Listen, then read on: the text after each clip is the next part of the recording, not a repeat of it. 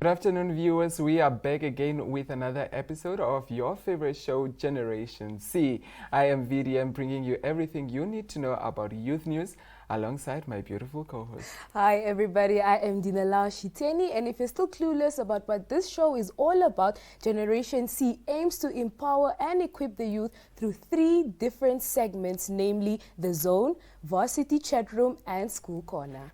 Here we recap on what was published on The Zone, giving you all the more reason to grab your copies on Tuesdays. All right, so I am the biggest sucker for anything cheese.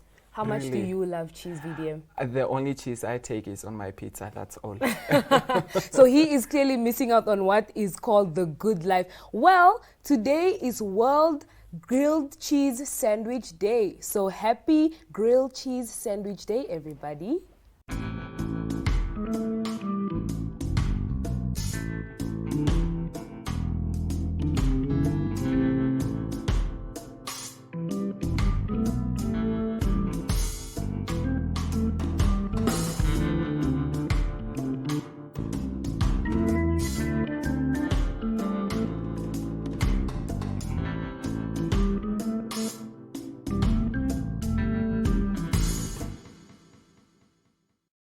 Well, today in studio we'll be joined by Yolande McLeod, but before we do dive into that interview, let's look at this week's publications.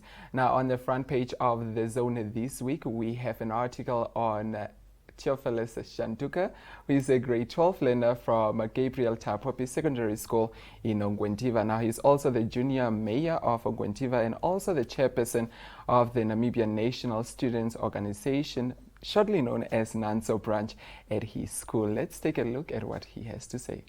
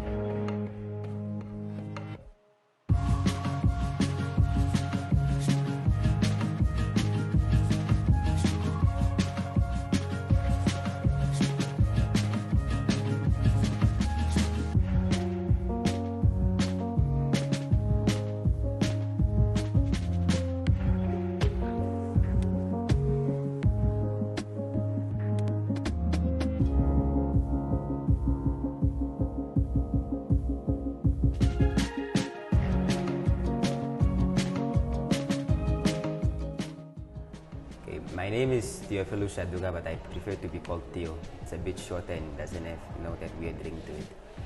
So I am the junior mayor of Ongwentiva and the head boy of Gabriel Tapopi School / the chairperson of NANSO at branch level for Gabriel Tapopi School. But I'm also running for elections to be the chairperson at regional level. But I am excited about all of this, but it's about my history.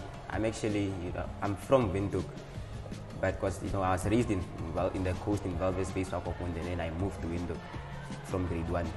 So I've done my grade 1 in Windhoek at Van Rijn Primary School, which is a very good school that I might add. So there is where I actually got like all of my knowledge, my basics, just like basically where my roots are. I had a grade 1 teacher, Miss Suzette. She would always tell me that, always be yourself. Don't let anyone change you. Don't let anyone, whatever they say, like affect how you live your life and whatnot. Always be yourself, and that's important. So that's basically why I kind of identify well with the school. Like ever since I've been at the school, I've always been this, people would say I was a nerd, but I prefer the word serious. I've always been serious in my studies and whatnot. But I did also prefer hanging out with friends and whatnot and socializing with people. So it's part of life. Doesn't always mean that if you go to school you have to be always deep into your books. You also have to socialize, because that school is part of. School is basically like a stepping stone in life. Because like in school is where you meet people and it's basically preparing you for life. I mean, imagine if school was only for learning, that's all, no socializing and whatnot, how would the people that are like in varsity be right now? What would they look like? They would seem really confused and they wouldn't even know what they're doing because they haven't gone through that stage of socializing. I mean, there are heartbreaks and whatnot, but it's just part of life. It's a learning process. So when I was elected as the junior mayor of Angwediva, I felt really honored because the first step, as we all know, is that your school has to nominate you to actually be part of the junior council. But then we had a weekend where we're doing training, and then that's when we did the actual elections. So I was voted by my fellow junior councillors, and I believe that they saw certain qualities in me that just made them believe that I was the perfect fit for junior mayor. So when I actually heard the news, I was quite overwhelmed and proud of myself because I am the first male junior mayor, because the rest before me, the previous ones were females.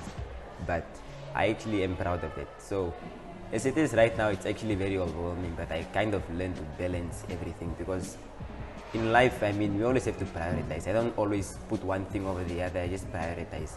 For example, if it comes to school, if I know that I have a junior council event and I'm writing a test tomorrow, I focus more on my test because I have to prioritize. I mean, it's more like saying that my junior council event is in the weekend, my test is on Friday. I have to prioritize because which one seems more important to me.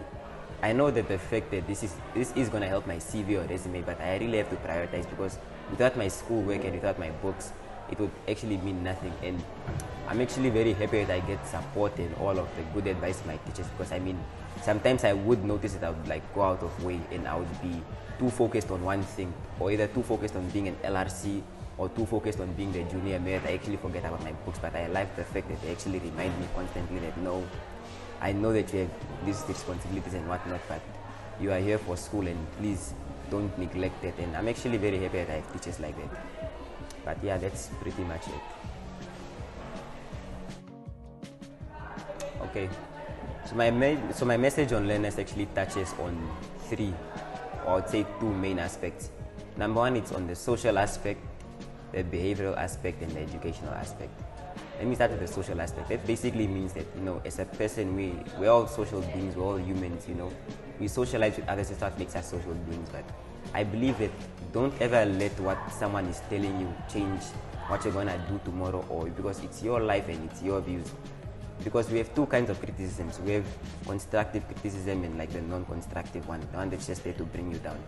But you should learn to differentiate between the two, because it's very important that you know that because we have to accept the fact that the world is the way it is right now. There are some people that will try to bring you down purposefully, and some that are just plain like rightfully there for you. You should like learn to acknowledge those people, and you should learn to not ignore, but you should put the others in their place. As in, I'm basically trying to say that if right, so on page 2 we have an article by Janet Dirgat on the State of the Nation address on 6 April 2022 by President Hage Geingob that pledged a total of 566 million to the green hydrogen project, which is set to alleviate the pressure of youth unemployment in the country. For the photo of the week, we have students from the College of the Arts in Windhoek who held a peaceful demonstration at the government park due to the lack of equipment. Now, lastly, on page 2, in this week's Vox Pop, the Zone team took to the streets of Windhoek and asked the different people on the implementations that could be introduced or strengthened for children with hearing impairment. Let's take a look at what they had to say. Hi, my name is Diapolina Shkonga, and I believe that there should be programs that promote inclusivity and accessibility for people with hearing impairment so that they can get opportunities that they would not otherwise get and would only go to people with hearing abilities, and also be included in projects such as Be Free and all other projects that basically improve the lives of the young people. Thank you. Hi, my name is Pilatus Yoma. I think what should be done for the deaf kids should, the government should not just pity but provide support, like come up with special schools where the kids will be taught sign language for their lives to be easier, and provide hearing aids within kids or something. By introducing yourself. My name is Ida Kekus, second year nursing student at UNAM. And the things I believe should be implemented for kids with hearing impairments should be hearing aids, sign language. And with the hearing aid, I believe that they should get it from a young age, like as they grow up and parents realize that the kid has hearing impairment. I believe that they should start with the simple basics of sign language, and then if and when they can afford the hearing aid, they can support the kid with a hearing aid. But the sign language should be something the kid should grow up with, and there should be like more schools that can help kids with the hearing impairments. And yes. So on page 3, we have an article by Desiree Garces on the Capricorn Foundation hosted an early childhood development networking session bringing together key players in the field of ECD. Question, and then maybe before we go into details to see why it is important, I just want to highlight, because we have components that we have to understand as we deal with ECD, to know the difference between ECD and integrated ECD.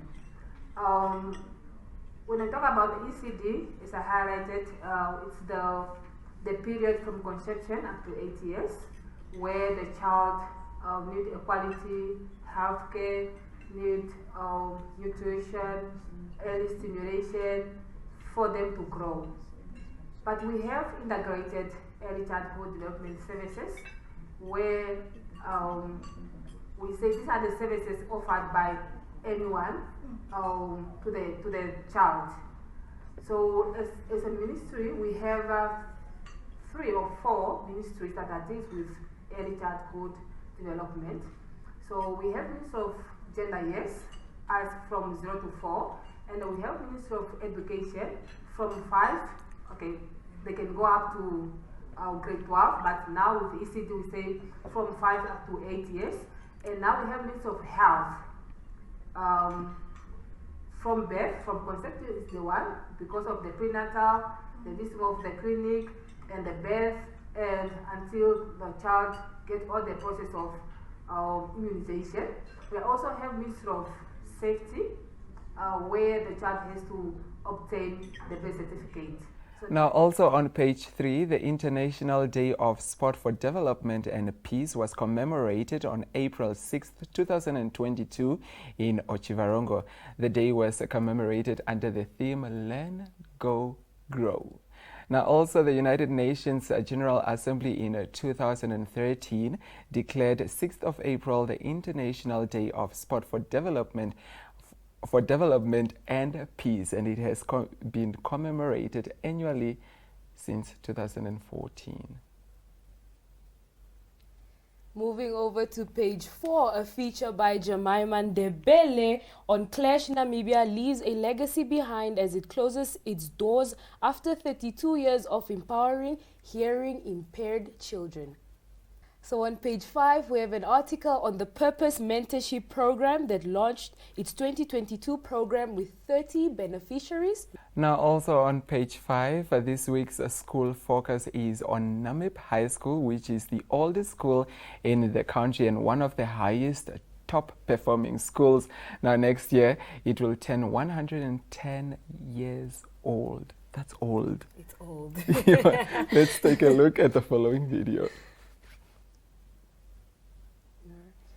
So on page 6, the Sanlam Junior Tournament saw over 70 young tennis players bring their A game this past weekend. Let's take a look at the video.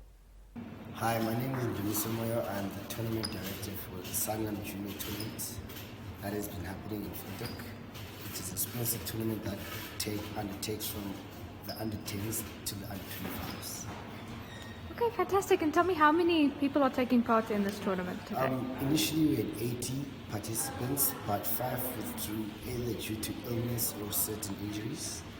But yeah, it's been hectic. And what have been your highlights so far of the tournament? Highlights? Oof, there must be a lot. I mean, the competitive energy is actually the most important part of it, because one thing that you want to see, especially as a coach and someone who really enjoys it, is the kids really pushing themselves and enjoying it for the most part.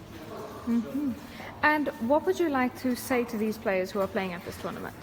We really need to keep their heads up, whether or not they lose or whether or not they win. The principle of it is to move to the next one. Don't rest on your laurels, whether you win or not. The next tournament could be someone else's day, so you need to keep a positive mindset. If you win, motivate yourself to practice more, maintain that level or better yourself, because the person who loses comes for you. Like it motivates them to compete more. So usually what happens to these kids is they really relax, and this tournament is actually preparing them for the junior ITF tournament that is coming from the 9th of May for 2 weeks, which is an international tournament, probably with 27 countries. Fantastic. And tell me a little bit, what would you like the players to take from this tournament? Building blocks, basically. Like I mentioned earlier, to motivate themselves to always keep their heads up, whether you win or lose. Always try and better yourself than the last time you played. Okay, fantastic. Thank you so much. Also on page 7, an article on the Automobile Association of Namibia had its ICU Road Safety Initiative in Windhoek at the Namibian German Center for Logistics, where they handed over reflective sessions to Katutura-based schools. Let's see how that went. The Automobile Association is a member of the Federal Automobile, the Automobile. It's an organization or an international organization that is based in Paris. So the FIA basically came up with this project, which is then open to other African clubs. So meaning all the other, whether it's Botswana AA, South Africa AA, Kenya AA, we are running this ICU project together. So the project started actually last year, where Namibia then have received over 10,000 of these sachets. So the launch was done last year in September, and we on the Western Bypass Road, where we hand over close to 1,300 sachets to blue-collar workers. That was phase 1. So we continue then. Since last year, we have issued to schools in the north, to schools in Rehoboth, Betseba, etc. And then as for phase 2, this is basically the phase 2 that we are handing over the rest of the sachets, close to 7,000 sachets, to 5 schools, which is the Mandume Primary School, Olafame Primary School, Faith Primary School, Francis Ndongo Primary School, and Fidel Castro Primary School. I'm gonna shout praise. What a great initiative. Now lastly, on page 7, this week's star teacher is Mary M. Wanguta, who is the principal of Concordia College and also a teacher of science subjects. So now let's take a look at the pages on Varsity Chat Room. On page 8, we have an article on UKW and UNAM partnership that yields first student exchange trip. Now lastly, on page 8, Sanlam recently awarded 6 deserving students with bursaries, and one of them is my good friend Delilah Katangal.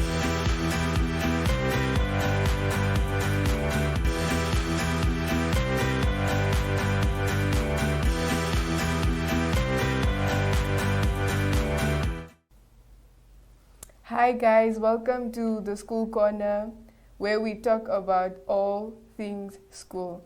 My name is Chilomba Simata and I'm a grade 11 learner at Academia Secondary School.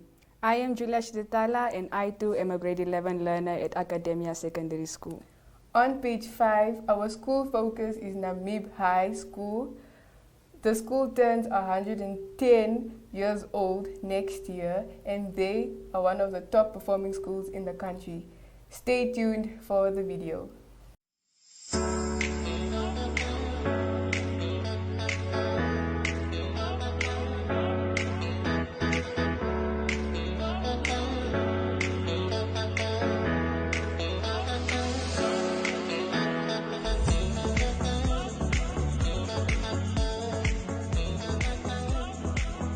teacher is Mary M. Wanguta, who is the principal of Concordia College and also teaches science subjects.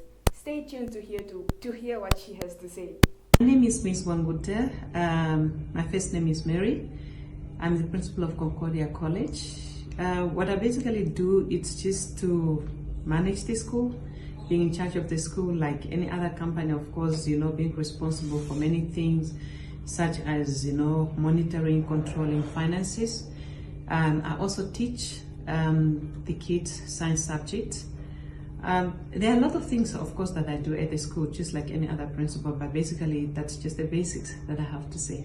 Thank you.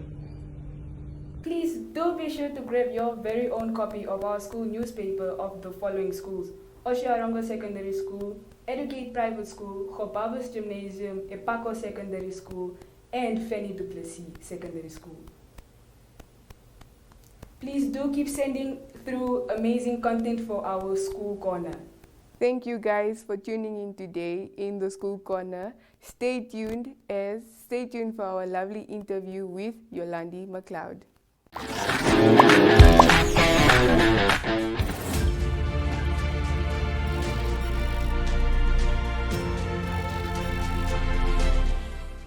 Welcome back, everybody. So today in studio we are joined by the lovely Yolande McLeod, who is a young entrepreneur and the owner of Out of the Box Media. Thanks for having me, Dina Lau. It's a pleasure to be in studio today. So tell us a little more about your business. What is Out the Box Media all about? Well, Out the Box Media is a creative consultancy which focuses on brand development. Majorly what we do is graphic designing, content creation, and public relation. All right. So what motivated you to start this?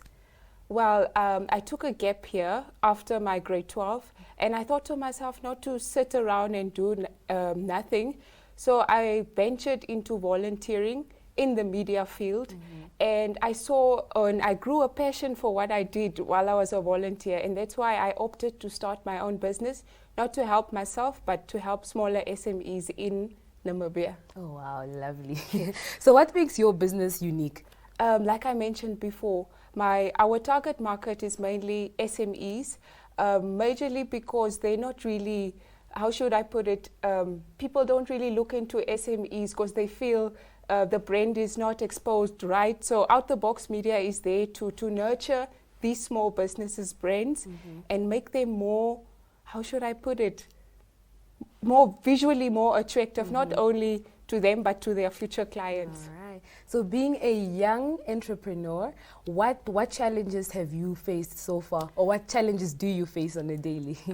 Like I mentioned in my article, my major challenge was that I was overlooked by a lot of businesses because I'm young, and I don't know, maybe because I'm female as well, but I won't lie, being ambitious shouldn't, or starting up a business knowing you are young shouldn't make you feel like you're not worthy enough of it. I mean, it's paying off. So as busy as you are, have your priorities changed ever since you started? And if so, how? Indeed. When COVID happened, it was better because everything was done online. But now we're back to school. University started, so it's been difficult to juggle your business and your schoolwork. But I'm adapting. Yes. All right, so knowing what you know now, what would you have done differently when you were starting your business? I'd say I was thrown in the water, I'd say, from the beginning. So I wouldn't change a thing because everything I went through in the past has taught me how to be a better business owner or better entrepreneur for the future. So wouldn't change anything. So do you think that there's enough opportunities for young people to tap into business nowadays? I believe so.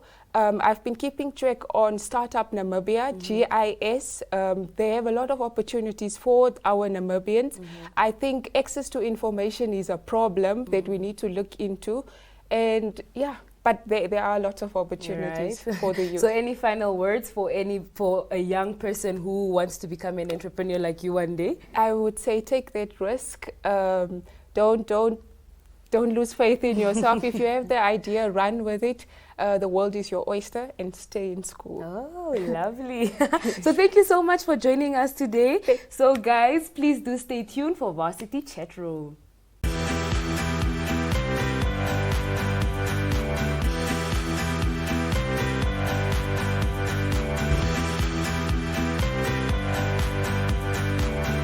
So in studio today, we are joined by Johannes Mitili Itembu, who is pursuing an honors degree in pharmacy at Namibia's Hage Geingob School of Pharmacy.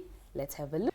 Hello guys, welcome back to Varsity Chat Room. Alright, with all that is happening around schools, let's quickly check what the varsity students are up to. And today in studio, we are joined by Johannes Itembu, who is a second year honors degree student at the Hage Geingob School of Pharmacy right here in the capital. Good afternoon, Johannes, and welcome to my zone. Good afternoon, VDM. How are you? I'm fine, thank you. How was your day? It was hectic. I was running around town just doing some chores for my sister, but yeah, I'm here now. You are coping. And thank you so much for having me. All right, before we do head into the interview, tell us a little bit more about yourself. Who is really Johannes? I must say Johannes is an introverted guy, a man of few words, very dedicated to his books, a mommy's boy, but a hard worker also, who has a very big vision. I think I'm also a mommy's boy, so we are tuning on that end. Tell us why you chose to study pharmacy, because I always feel like, you know, medicine courses are very tough.